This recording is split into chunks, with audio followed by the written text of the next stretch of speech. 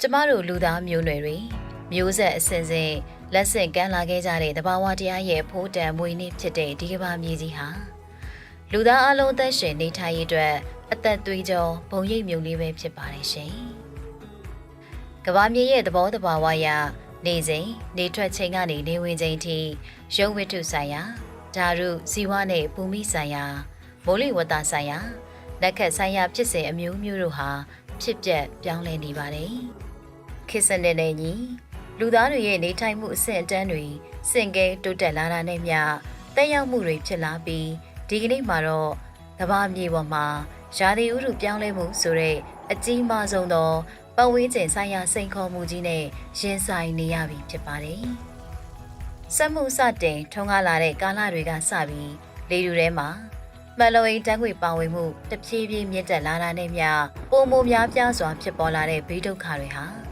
ရာသီဥတုပြောင်းလဲမှုကိုမိမောင်းထုတ်ပြနေပါတယ်။ရာသီဥတုပြောင်းလဲမှုဆိုင်ရာအစိုးရချင်းချင်းပူးပေါင်းဆောင်ရွက်ရေးအဖွဲ့ IPCC ကထုတ်ပြန်လျက်ရှိတဲ့စမ်းစစ်ခြင်းအစီရင်ခံစာတွေအရကမ္ဘာမျက်နှာပြင်ပြင်းပြအပူချိန်ဟာတဖြည်းဖြည်းမြင့်တက်လာနေကြောင်းသိရှိရပါတယ်ရှင်။ရာသီဥတုပြောင်းလဲမှုဟာသဘာဝဖြစ်စဉ်တွေကြောင့်ပြောင်းလဲလာရခြင်းထက်လူဦးရေအစမတန်တိုးပွားလာမှုမျိုးပြချဲ့ထွင်မှုစက်မှုကုန်ထုတ်လုပ်ငန်းများအရှိန်အဟုန်မပြတ်တိုးချဲ့လာမှုရုပ်ကျွင်းလောင်စာအပါအဝင်တဘာဝတယံဇာတတွေအလွန်အကျွံထုတ်ယူသုံးစွဲမှုနဲ့ဤပညာတွေဖွံ့ဖြိုးတိုးတက်လာမှုတွေကြောင့်ဖြစ်ပါတယ်။အဲဒီလိုလူသားတွေရဲ့လှုပ်ဆောင်ချက်တွေကြောင့်ကာဗွန်ဒိုင်အောက်ဆိုက်ဓာတ်ငွေ့ပါဝင်မလွန်အာနိသင်ရှိတဲ့ဓာတ်ငွေ့တွေဟာလေထုအတွင်းမှာပုံမတိုးပွားလာပြီးကမ္ဘာအပူချိန်မြင့်တက်လာကရေခဲတောင်တွေအရေးပြောခြင်းပင်လယ်ရေမျက်နှာပြင်မြင့်တက်လာခြင်းတို့ပြင်မိုးလေဝသအခြေအနေတွေပြောင်းလဲလာခြင်းကြောင့်စိုက်ပျိုးရေးစနစ်များထိခိုက်လာခြင်းမိုးခေါင်ရေရှားမှုတွေဖြစ်ပေါ်လာခြင်းနဲ့အတူတဘာဝဘေးရန်တွေပုံမပြင်းထန်လာပြီးအကျဉ်းရည်လည်းများလာနေပါတယ်။လေထုညဉ့်ညမ်းစေတဲ့ PM အမှုန်မွှားများနဲ့ညဉ့်ညမ်းဓာတ်ငွေတွေဟာလူသားတွေရဲ့ကျန်းမာရေးကိုလည်းထိခိုက်စေရုံသာမကတဘာဝနဲ့အတူရှင်တွဲရှင်သန်နေတဲ့တောရိုင်းတိရစ္ဆာန်တွေ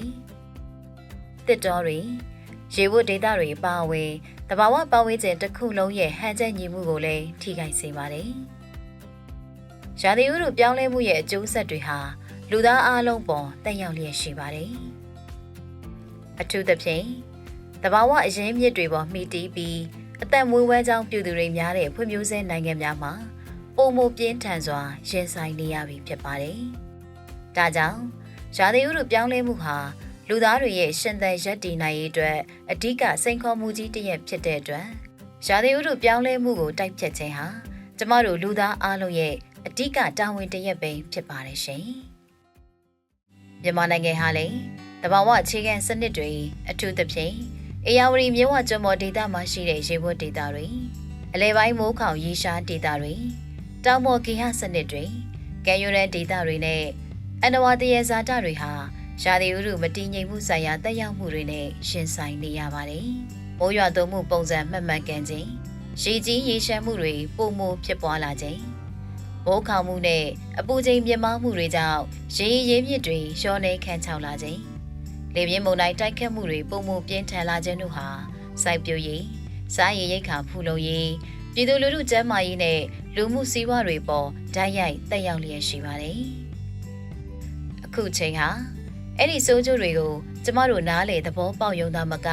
လက်တွေ့ပူပေါင်းတိုက်ဖြတ်ရမယ့်ချိန်ရောက်ရှိလာပြီဖြစ်ပါတယ်။ဒီနေရာမှာစိန်ခေါ်မှုတွေရှိသလိုမျှော်လင့်ချက်များလည်းရှိနေပါတယ်။ကမ္ဘာတစ်ဝန်းမှာရာသီဥတုပြောင်းလဲမှုတိုက်ဖြတ်ရေးဆိုင်ရာလက်တွေ့ဆောင်ရွက်မှုတွေကိုလည်းအရှိန်အဟုန်မြင့်ဆောင်ရွက်လျက်ရှိပါတယ်။မြန်မာနိုင်ငံဟာ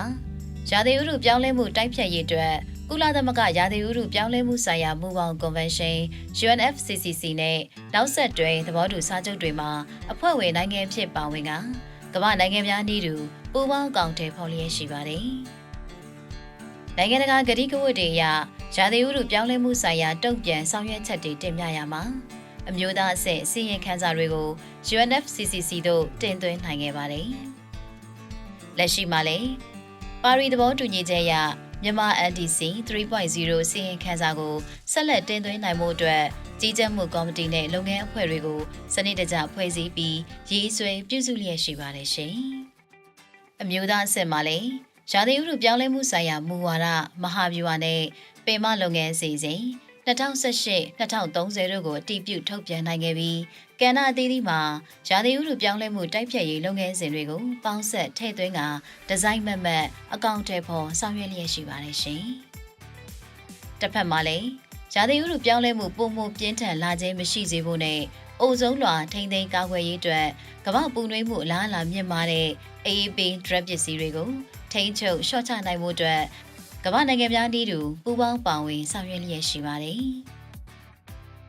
ရာသီဥတုပြောင်းလဲမှုတိုက်ဖျက်ရေးလုပ်ငန်းစဉ်တွေဟာလက်ရှိမျိုးဆက်များအတွက်သာမကအနာဂတ်မျိုးဆက်သစ်များအတွက်ပါမလွဲမသွေလှုံ့ဆော်ရမယ့်တာဝန်တစ်ရပ်ဖြစ်တဲ့အတွက်ပြည်သူအားလုံးကလက်တွဲညီညီဆောင်ရွက်သွားဖို့လိုအပ်ပါတယ်ရှင်။ကျမတို့လက်ရှိမျိုးဆက်တွေအနေနဲ့တဘာဝနဲ့သဟဇာတဖြစ်တဲ့လူနေမှုပုံစံကိုရွေးချယ်ကတရေဇာတာများကိုတန်မိုးထားထိမ့်သိမ့်မှုလိုအပ်တယ်လို့